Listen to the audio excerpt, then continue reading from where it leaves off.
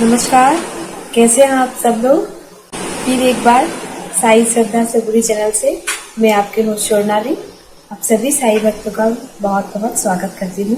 अनुरोध करती हूँ जो साई भक्त हमारे इस यूट्यूब चैनल को देख रहे हैं, कृपया हमारे चैनल को सब्सक्राइब करिए बेल आइकन दबा के, और हम जो न्यू वीडियो आप चैनल में छोड़ते हैं सभी वीडियो आपको देखने को मिले। सबसे इम्पोर्टेंट बात, कमेंट करना मत भूलिए। कैसा लगा जरूर हमें कमेंट करके बताइए। साई बाबा के उपदेश का, उनके प्रवचन का 2 लाइन आप सभी भक्त के सामने बोलने जा रही हूँ। साई बाबा कहते हैं, अहंकार मनुष्य को बहुत नीचे गिरा देता है। जो मेरे भक्त अहंकार करता है उनको मैं बिल्कुल पसंद नहीं करता, क्योंकि अहंकार में मनुष्य का बुद्धि भ्रष्ट हो जाता है। कौन सा उचित है, कौन सा अनुचित है, इन सभी चीज़ों से वो विचार नहीं करता। शरीर तो 2 पल का है, तो हमें अहंकार किस बात का। जब अकेले आए हैं अकेले जाएंगे। शरीर तो आज है कल नहीं, तो इस शरीर से अहंकार किस बात का। हम लोगों को अहंकार नहीं करना चाहिए।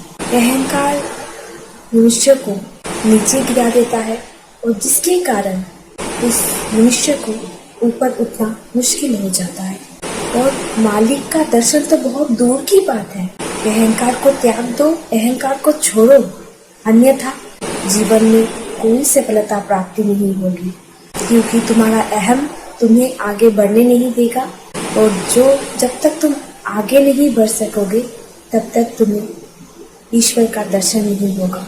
अहंकार छोड़ो और गुरु के मार्ग पर निकल पड़ो। ईश्वर तुम्हें सहायता करेंगे, और ईश्वर पर ही विश्वास रखो। हमारे एक साई भक्त, उन्होंने अपना ओन एक्सपीरियंस, उनके साथ में साई बाबा का जो मिरेकल्स हुआ है वो सब चीज़ें उन्होंने आज हमारे इस यूट्यूब चैनल के साथ शेयर किया है। चलिए देखते हैं उनका एक्सपीरियंस। आप सभी ज़रूर देखें। कैसा लगा कमेंट करके ज़रूर बताइए। ओम साई राम। ओम साई राम। मेरा नाम पूजा है और मैं दिल्ली से हूँ, और मैं श्री साई श्रद्धा सबूरी चैनल की बहुत बहुत ज़्यादा आभारी हूँ, जो मुझे मेरा पहला एक्सपीरियंस बताने का मौका मिला। ओम साई राम। मेरी तरफ से उन सभी साईं भक्तों को जय साई राम, और ओम साई राम रूपाली दीदी के लिए।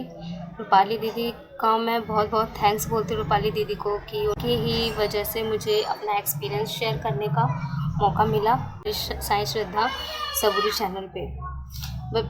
फ़िलहाल ये मेरा फर्स्ट एक्सपीरियंस है, तो थोड़ी घबराहट सी हो रही है मेरे को, तो प्लीज़ अगर कोई गलती भूल चूक हो तो मुझे माफ़ करना।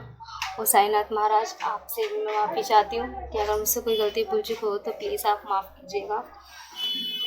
मेरा पहला एक्सपीरियंस ये है कि जब मेरी शादी हुई थी उन दिनों की बात है।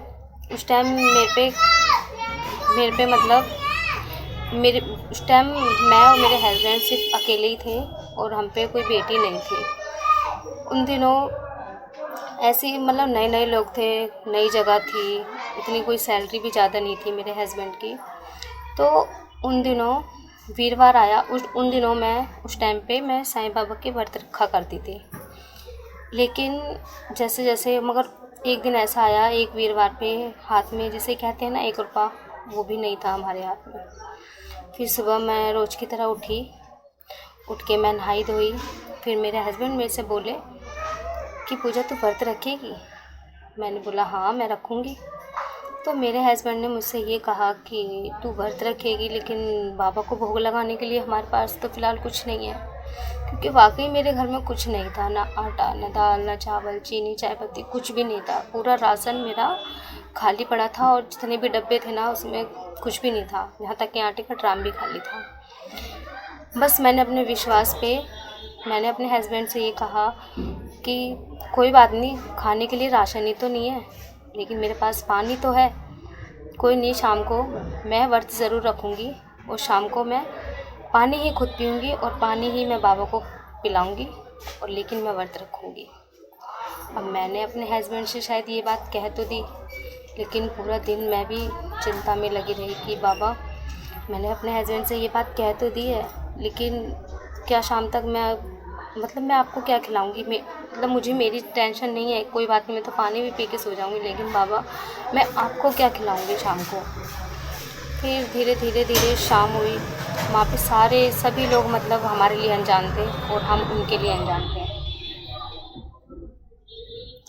कि कोई हमें 1 रुपया भी दे दे, उधार भी नहीं देता, मतलब कोई देता हमें। तो उन दिनों एक अंकल रहा करते थे। उन अंकल मैंने अपने हस्बैंड से बोला उन अंकल से 100 रुपये उधार मांग के देख लो, अगर दे देते हैं तो मेरे हस्बैंड गए। उन्होंने उन अंकल से बोला कि अंकल जी क्या आप पे 100 रुपये होंगे, मेरे से बाद में ले लेना जब मुझे सैलरी मिलेगी तब।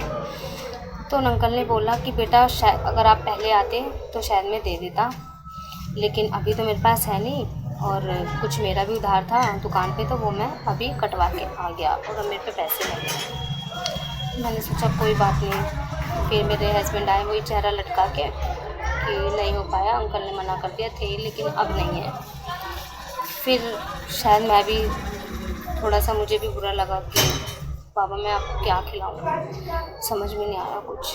फिर उसके बाद आप मानोगे नहीं, आप विश्वास नहीं करोगे, जितनी टेंशन मुझे बाबा की हो रही थी ना, शायद उससे कहीं ज़्यादा टेंशन बाबा को मेरे लिए हो रही थी। शाम होने से पहले 5 साढ़े 5 बजे करीब वो अंकल फिर आए रिटर्न मेरे पास, घर में आके बोले कि राहुल मेरे पास पैसे तो है नहीं है, लेकिन हाँ तुम कहो तो आप दुकान पे चलो जहाँ मेरा उधार चलता है, वहाँ से जाके आप राशन ले आओ और जब पैसे होंगे तब आप मुझे दे देना। उन्होंने ये बात कही। मेरे हस्बैंड गए, मतलब खाना बनाने से पहले मेरा व्रत खुलने से पहले वो हर एक चीज़ मेरे घर में थी। आटा, चीनी, चावल, दूध, दही, घी, सब कुछ मेरे घर में शाम होने से पहले मेरा पूरा राशन भरवा चुके थे बाबा। फिर बड़ी खुशी मैंने खाना बनाया, पराठे बनाए, दही से मैं बाबा को उन दिनों भोग लगाया करती थी, वो मैंने बाबा के लिए खाना बनाया, बाबा को भी भोग लगाया और मैंने भी खाया। बस छोटा सा एक्सपीरियंस यही था, और अगर इसमें कुछ भी गलती हुई हो तो मुझे माफ़ करना, मगर हाँ इतना विश्वास है बाबा पे कि देर से ही सही लेकिन वो ज़रूर करते हैं। तो प्लीज़ मेरा सभी साईं भक्तों से यही रिक्वेस्ट है कि आप प्लीज़ बाबा पे आस्था कभी कम मत होने देना, कभी भी नहीं।